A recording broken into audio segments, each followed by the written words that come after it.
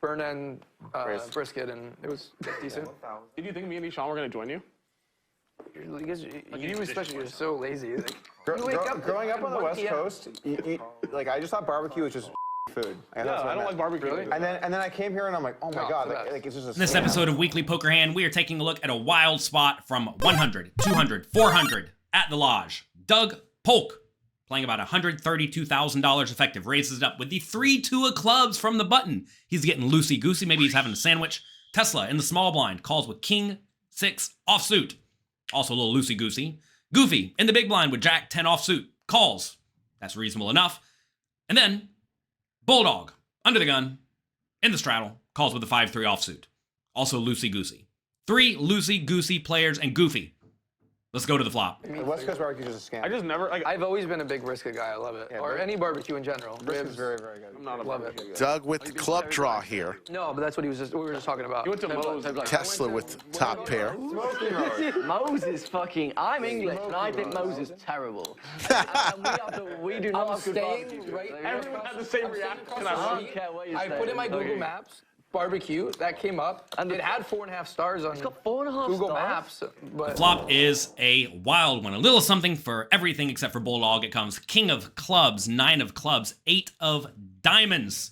Tesla with top pair checks. Goofy with this open-ended straight draw checks. Bulldog checks. Doug then goes for a 1,000 bet. A teensy-weensy bet. If he ever gets his opponents to fold for only 1,000 with the nut low, that would be a gigantic success. Perhaps the biggest success in all of poker ever. But it does not happen. Instead, Tesla, with his top pair junk kicker, makes it 3,000. This is a play that is fine if your opponents are going to play really straightforwardly against you. The problem, though, is that sometimes you're going to get re-raised, and then you're going to be in a miserable spot with a very clear marginal made hand. I don't mind him putting in a small raise, especially if it will get Goofy and Bulldog off of a lot of medium strength hands that have decent equity. But against a player like Doug Polk, you are kind of asking for trouble. So he goes for 3,000. Goofy, realizing he's getting pretty good odds with his open-ended straight draw calls. Bulldog's out of the way, and then Doug, closing the action, says, let's try to make a flush. and so I was like, okay, fine. So I came over here, and Doug's like, where'd you go? I'm like, Moe's, and he's like, no. That place is borderline inedible. Ryan's new favorite restaurant. Did you like it? Send this clip to them and see if they want to advertise on the show. I'm pretty sure I've flamed that place on this stream like 3 or 4 times. Today's show is brought to you by Smokin' Moe's. It's barely edible. And then just cuts to Doug saying, no! The turn is the 4 of diamonds. Tesla now goes big, 11,000 into the 13,000 pot, and I think, again, this is probably asking for trouble, even though there are a bunch of draws available. When you're against 2 players, either they have decent draws, or they have a better made hand than yours. Notice pretty much any king beats the king 6, and both players could obviously have it. So I think if you did check raise the flop, you probably wanted to go bigger, but if you did check raise the flop and you get 2 callers, I think this King of Diamonds, 6 of Clubs is probably just a check fold. I realize he has a whopping 73% equity in this spot, and Tesla's not really the type of player who goes around folding when he has anywhere near 73% equity. But I think this is a pretty rough scenario. Let's see how the draws proceed. We are looking for stream sponsors. Here at the Lodge, we support local business. Besides one. Their sales aren't about to go down, I'll tell you that much. Did you like it? All I ate was the brisket, and I thought it was, I mean, it's not like the best ever happened. It was good. Okay. You got it over there, Tesla. Interesting. Doug. Goofy with his open-ended straight draw lets it go. And I think that's probably a good decision. He's in a really rough spot where he does not necessarily know which of the straight completing cards are good for him, because sometimes the opponent's going to make a flush. Notice in this scenario, if he made a straight and the club was on the river, he would be behind Doug, and he's going to lose a bunch of money. So facing the big bet with Doug yet to act, who could raise, Jack 10 is a very easy fold. Over on to Doug. I'm not going to say you should ever fold this flush draw in this scenario, but it's not quite as good as you may naturally think it is, because you lose to all the better flush draws. And logically, at least in my head, Tesla may play flush draws in the same manner, where he bets the flop, or sorry, check raises the flop, kind of small, and then blasts the turn. Maybe he does, maybe he doesn't. I'm sure Doug knows more about Tesla's strategy than I do.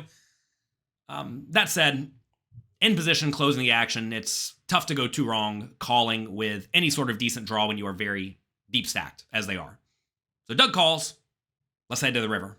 Looking for a club, gets a club, Except Mo's. gets there on the river. The place is rough. But... Tesla fires $25,000, that orange chip. Yeah, you would really like Terry Black's then, or Interstellar. Yeah, if I was staying here longer, I would love to go. The river is the 5 of clubs, giving Doug a flush. Tesla's king of diamonds, 6 of clubs is completely shriveled up in value, but he does not care. He goes, for value, I presume, $25,000 into the $35,000 pot. Let's see how Doug responds. Next time. Terry Black's the best, because you don't have to wait so long to get in. Like, some of the other ones are good, but, like, they're small places, so if there's, like, 30, 40 people waiting waiting for a seat, it takes a long time. Terry Black's is huge, so. There was this place in LA at Studio City that I used to go to. That was like the best burn ends I've ever had in my life. It was amazing. What? You know what burn ends is? It's a way you cook brisket. It's like a certain, it's a way you smoke it.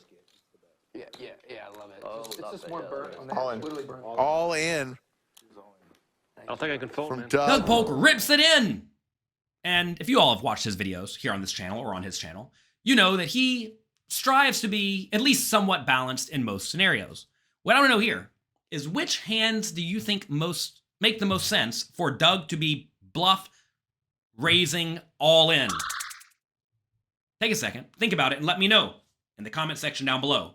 And while you're down there, click the like and subscribe button for me. Whenever you are bluffing all in on the river, you really, really, really want to block your opponent's hands that will automatically call your all in. So what will automatically call an all in this scenario? It's going to be very clearly the ace of clubs, right? If Tesla has the ace high flush, he's literally never folding because that's the nuts. Same thing goes for any other clubs, really, especially the higher ones like the queen, the jack, or the 10. So I think this is a spot where if Doug did have somehow, some way, a hand like queen of clubs 10 that decided to splash around on the turn, or jack 10 with a club, I think those are going to be the ones that make the most sense to shove all in. Now, you may say, you'd rather have the ace, right? You would, but if you think about Doug's range to call the big turn bet, I'm not sure he has any hands, really, that have the ace of clubs that don't have showdown value with a hand like maybe ace 8, right? Or ace of clubs 9. If he was facing this bet on the river, I don't think he needs to bluff shove those. Although maybe Doug does. Maybe he recognizes those don't have a ton of showdown value against Tesla's bet. Although I'm not entirely sure that's the case. Whenever you are looking for bluffs in this spot on the river, though, you have to be very, very honest with yourself about what your range actually looks like. And I'm not really sure there are very many ace of clubs X or queen of clubs X in Doug's range that don't have a pair. And for that reason, you have to start looking a little bit lower. And I think that's going to be jack 10 and, well, jack 10 with the jack of clubs or the 10 of clubs. Anyway, Doug rips it in. Let's see what Tesla does. And Tesla makes the call. God damn. Biggest pot of the day, 271,000. Clean diaper. It's a diaper. A diaper. Nice, man. Thanks. Good river. Who's better than Doug Polk? Tesla. Snap calls. That's optimistic. This time, it did not work out, and Doug wins a massive pot. Debating if I should say this or not. Yes, I'm going to say it. On the river, when you bet, and you've played your hand in a manner where you could certainly have the nuts, as Tesla has, he would definitely check raise the flop with some draws, bet the turn, and then bet the river. Tesla could have a lot of flushes. When you could easily have a lot of flushes in your range, most people are not going to bluff raise the river nearly often enough. I know Doug tries his best to be balanced. Like I said earlier, it's kind of hard to even find logical bluffs in this spot. So because of that, because Tesla could have the nuts, and it's going to be hard for Doug to find bluffs, even though he is loose, aggressive, and battle-y, I think this is a spot where you should take a lot of your bluff catchers and put them into the muck pile. I'll talk to you next time.